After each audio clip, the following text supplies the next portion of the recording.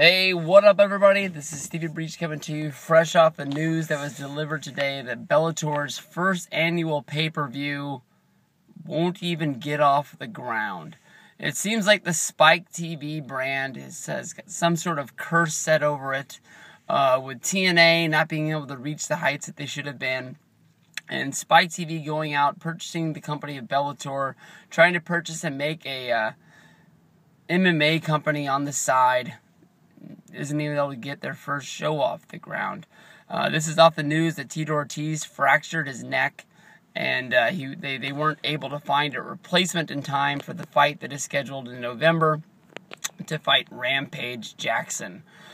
I don't know. I don't want to relate this all to wrestling, but it seems like if I go back to maybe about a month ago, there are rumors out there talking about the next WWE contract for TV shows, whether if Spike TV would be willing to go out there and try and sign the WWE to bring it to the Spike Network, which is funny because the Spike Network is sort of built towards branding towards men, and WWE is currently making a show that is branded towards boys.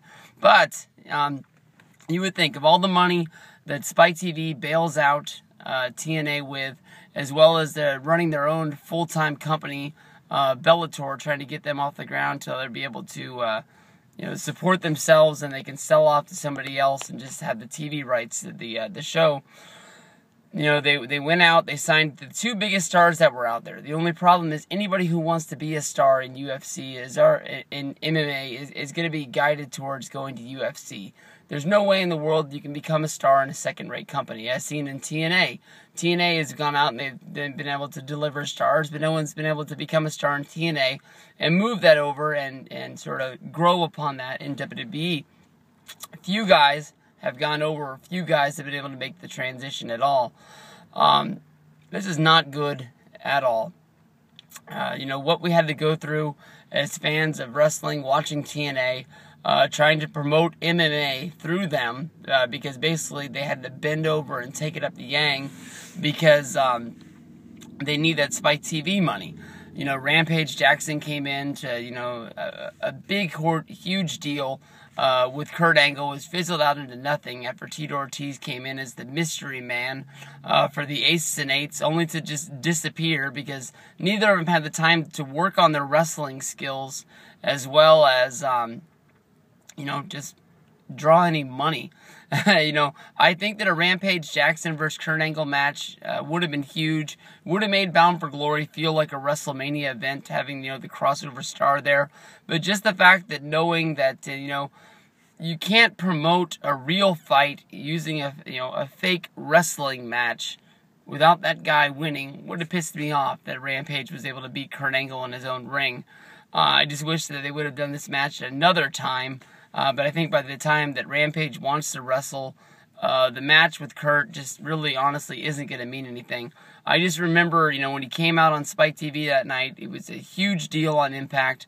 And I felt like if they would have had a pay-per-view that week, I would have thrown down my money and I would have bought it, because Angle versus Rampage was a fight that I wanted to see. They tried to recreate it and do the same damn thing with Tito going face-to-face with Angle out there to just really no appeal at all. I don't know what Bellator will do from here. I'm sure that they will just sort of stack up cards as they can. As you can see, they went out, they signed, the first free agent in the past of King Mo. They tried to use the same thing with him, using him promoted through Impact Wrestling, but Impact thought this guy was so bad they didn't even really want to use him. The only time he was ever on TV was to be a special guest referee at Bound for Glory last year, and he's made no appearances and been mentioned no time since. It makes no sense to me why Spike TV wants to throw so much money into this MMA company that they know is never going to get off the ground and become anything competitive against UFC. They're so far behind the curve, it just makes you think about what the TNA against WWE war is. It's just going down the same path with a different sport, doing the same thing over again.